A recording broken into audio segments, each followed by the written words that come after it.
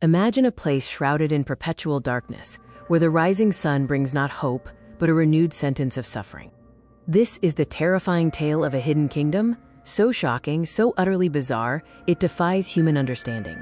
A place where fear was the air they breathed, and curiosity about the outside world was a deadly risk. Picture unsettling imagery, distorted figures moving through dimly lit streets, accompanied by a constant, low, grating soundscape, the sound of a populace perpetually on edge, fighting a losing battle against their own minds. The shocking question we must confront: what if the one thing your body desperately needs, rest, sleep, oblivion, was the single greatest crime you could commit? Imagine a place where closing your eyes was an act of treason.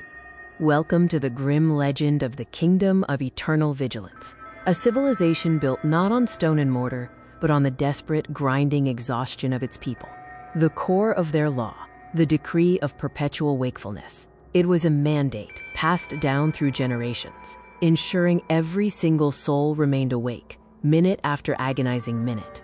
The band's origins are steeped in mystery. Some say it was a dark prophecy predicting the end of the world if the king ever dreamed.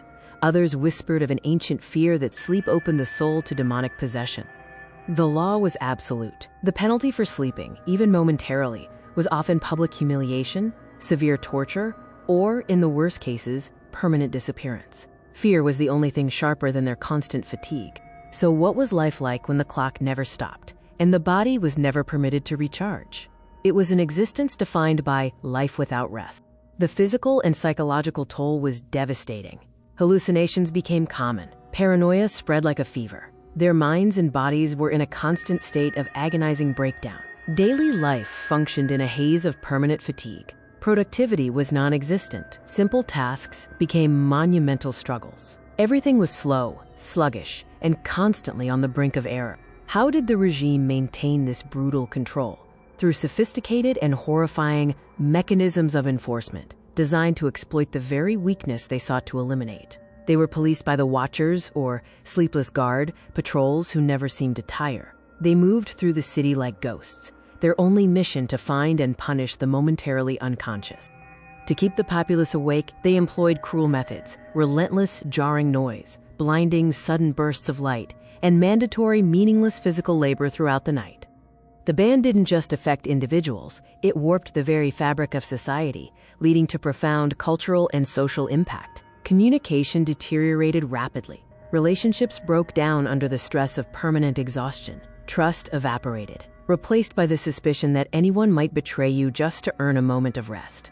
Strange, desperate rituals arose to combat drowsiness: frantic dancing, self-inflicted pain, and chanting nonsense words, all attempts to trick the body into staying upright. But no regime built on impossible demands can last forever. We turn now to the inevitable, terrifying climax: the collapse of the kingdom. The end came not from a massive army, but from within. Extreme exhaustion led to mass hallucination, chaos, and ultimately, a collective breakdown that shattered the kingdom into madness. Legend says that when the final walls fell, the entire populace finally succumbed, falling into a deep, unending sleep from which they never woke. A silent, exhausted end to the era of eternal vigilance. The story of the Sleepless Kingdom is more than a tale of horror. It is a profound, terrifying reflection on the lasting lesson of human limits. We reflect on the necessity of rest for our survival, for our sanity, and for our humanity. Never underestimate the power of closing your eyes.